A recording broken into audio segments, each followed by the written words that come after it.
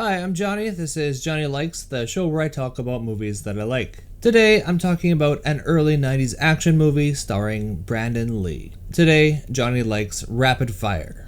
The plot. Brandon Lee witnesses a mob hit and finds himself in witness protection while he's waiting to testify. In the meantime, crooked police and gangsters try to kill him. Not knowing who else to trust, he finds himself on the run with a tough Chicago cop played by Powers Boothe. Go get yourself a bag of donuts. What's good about the movie? The hand-to-hand action. The fighting in this film is great. It's some of my favorite stuff of the 90s. It's got a very Jackie Chan feel to it because of the use of everyday items in the fight sequences, and it really helps to spice it up. The camera is quite steady, and you can always follow what's going on in the choreography of the fight. There's often several moves performed before there's an edit, so you're gonna get like chop, kick, punch, leg sweep before you get an edit all in one shot, which to me made the fights seem more congruent and even a little bit more realistic. The fights are never repetitive due to the unpredictable use of on-hand items such as a drawer full of cutlery. These are textbook examples of how to elevate fight scenes. Brandon Lee.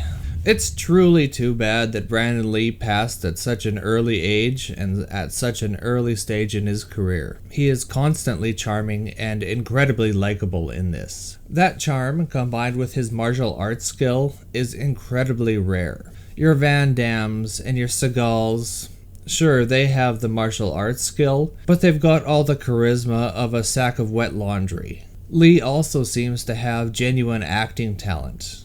It's kind of only hinted at here. If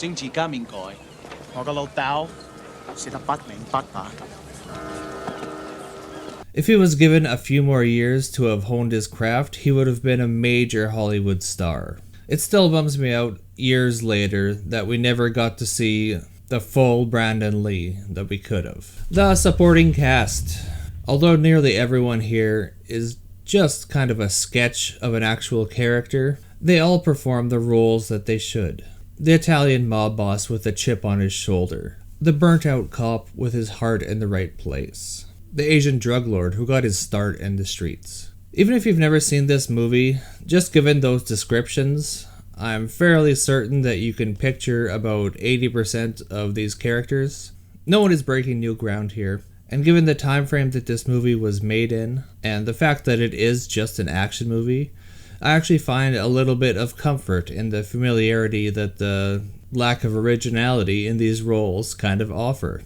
There's kind of a safety to it that I kind of like. The stunts and special effects. Nothing above and beyond was called for in this movie in terms of special effects and stunts. There's lots of gun stuff, kicking, punching, falling down, explosions, getting shot. Everything was very well done, and it's pretty seamless in its execution. And watching it, I never questioned that it wasn't Lee. I'm sure he did a fair amount of his own stuff, but there's some stuff that he most certainly did not do.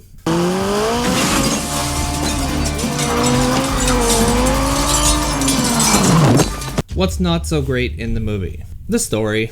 Internal mafia struggles, crooked cops, drug dealers, a murder witness, witness protection. These are all familiar elements. They've all been done before.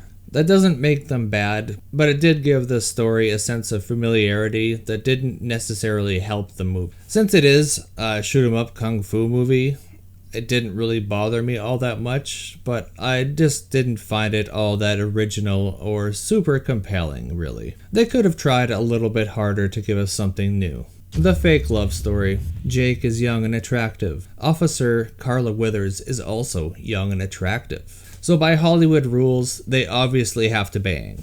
You've seen it before, you'll see it again. There's no reason that these two people should have gotten together. There was not really any chemistry. It mostly is just to kill a few minutes of time, to show some skin, and to artificially raise the emotional connection that we may feel with these people.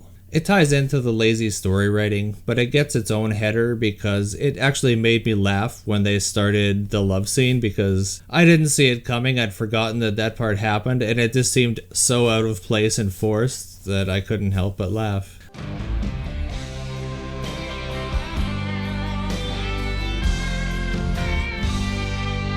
The gun action. There was just a lot of generic gun violence in this movie. Some of it was okay, but for the most part, it felt like filler action in between the real meat of the movie, which was the kung fu hand-to-hand stuff.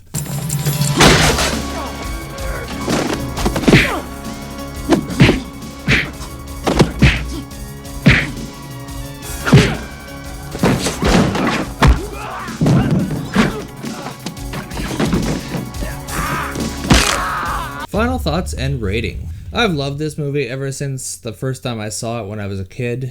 I've always championed that it's underrated and underappreciated for what it is. 30 years later, it's fairly dated. Brandon Lee overall is still gold. The punching, kicking, leg sweeps with random objects in the room aspect of the action, that holds up very well. It's still very creative and fun to watch. Powers Boothe is still really good as the grizzled, honest cop from Chicago. Boothe and Lee have some genuine chemistry on screen, which is still fun to watch. How well the other aspects of the movie hold up for you depends heavily on one's mood and how forgiving you are for tropes of the late 80s and early 90s action movies. If you're a fan of that genre and that time period, this one is for you. If that's not really your thing, you might not like this movie quite as much as I do.